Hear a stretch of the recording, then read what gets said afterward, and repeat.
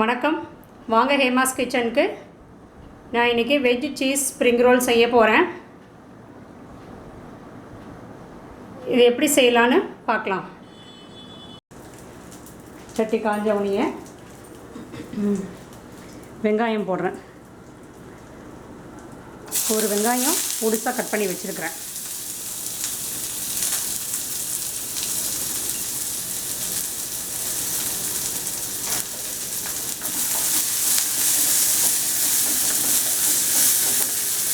ரொம்ப வதங்க வேண்டாம், கொஞ்சம் க்ரன்ச்சியாக இருந்தால் தான் நல்லாயிருக்கும்.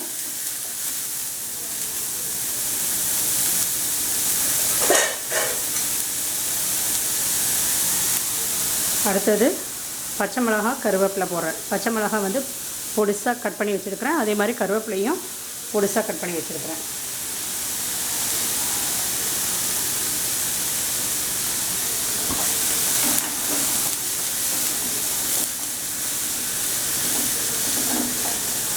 இது ஈவினிங் டைம் ஸ்நாக்ஸுக்கு ரொம்ப நல்ல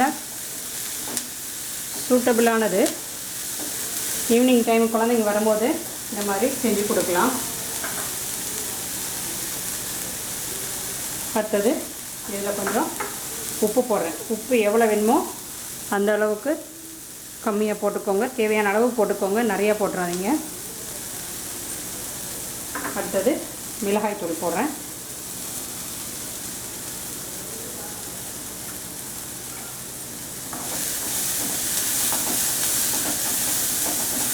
இதில் நம்ம கேரட், கார்ன் எல்லாமே சேர்க்குறோம். சீஸும் சேர்க்குறதுனால ரொம்ப நல்லாயிருக்கும். குழந்தைங்க நல்லா விரும்பி சாப்பிடுவாங்க. கருவேப்பிலை போட்டுட்டு அடுத்தது கேரட் சேர்க்குறேன்.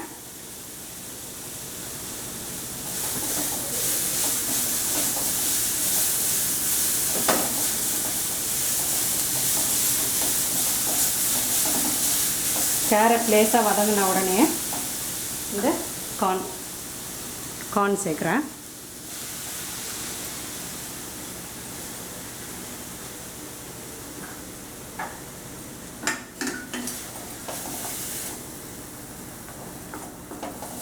இது காலையில் நேரத்துலேயே இந்த மசாலாவை ரெடி பண்ணி வச்சிட்டிங்கன்னா ஈவினிங் டைம் குழந்தைங்க வந்தவுடனே நீங்கள் செஞ்சு கொடுக்கலாம்.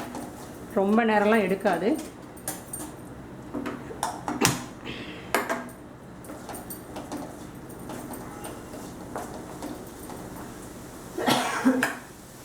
அடுத்தது சோயா சாஸ் சேர்க்குறேன். கொஞ்சமாக சேர்த்துக்கோங்க, ரொம்ப சேர்த்துட வேண்டாம்.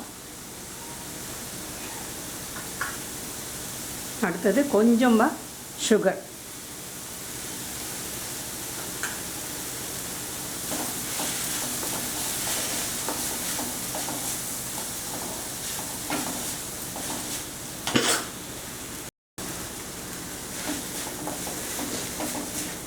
அது மிளகாத்தூள் பச்சை வடை போடுறதுக்காக தான் லேசாக வதக்குறோம், இல்லைன்னா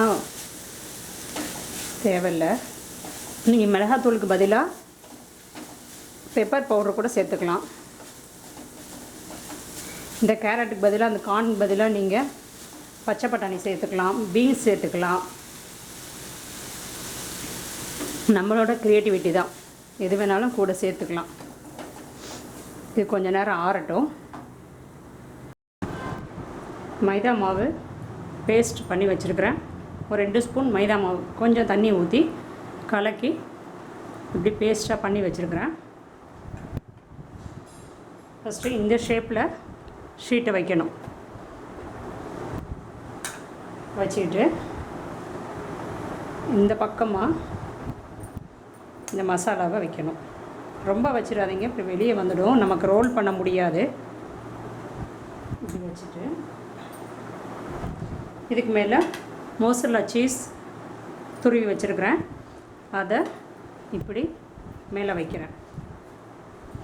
உங்களுக்கு எவ்வளோ வேணுமோ வச்சுக்கோங்க. குழந்தைங்க நிறையா கேட்பாங்க, எந்த அளவுக்கு வேணுமோ வச்சுக்கோங்க. வச்சுட்டு இந்த பக்கமாக இருக்கிறத ஃபஸ்ட்டு இப்படி எடுத்து மூடணும். மூடிட்டு இந்த பக்கமாக இருக்கிறத இப்படி எடுத்து மூடணும். நெக்ஸ்ட்டு இந்த சைடில் இருக்கிறத எடுத்து மூடணும். ஃபஸ்ட்டு மூடும் போது கொஞ்சம் வராது, கொஞ்சம் ட்ரை பண்ணி மூடுங்க. அடுத்தது இப்படி ரோல் பண்ணி மேல் பக்கத்தில் இந்த மைதா மாவு பேஸ்ட் வச்சு அப்படியே ஒட்டிடணும். ஒட்டிட்டு அவ்வளோதான், இப்படி எடுத்து வச்சிடணும். உங்களுக்கு எத்தனை வேணுமோ ரெடி பண்ணி வச்சுக்கோங்க. வச்சுக்கிட்டு 3 போட்டு பொரிச்சு எடுக்க வேண்டியதுதான்.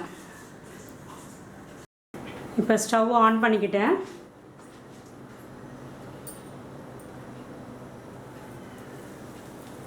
கொஞ்சம் சிம்மில் வச்சுக்கோங்க, மினிமமில் வச்சுக்கோங்க, ரொம்ப ஹையில் வச்சிட வேண்டாம்.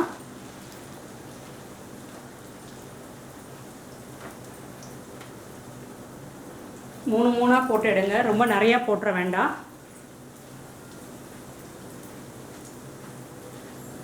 உடஞ்சிடாமல் மெதுவாக திருப்பி விட்டு எடுங்க.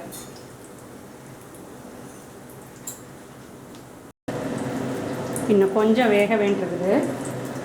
நல்லா இது மொறுன்னு கிறிஸ்பியாக நல்லாயிருக்கும் சாப்பிட்றதுக்கு. குழந்தைங்க, சின்ன குழந்தைங்க நல்லா விரும்பி சாப்பிடுவாங்க.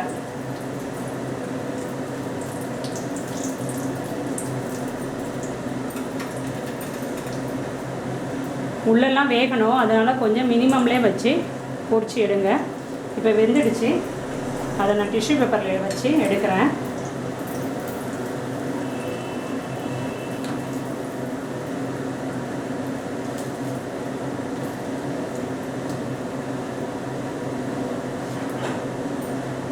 எக்ஸஸாக என்ன இருந்தாலும் டிஷ்யூ பேப்பரில் உறிஞ்சிடும்.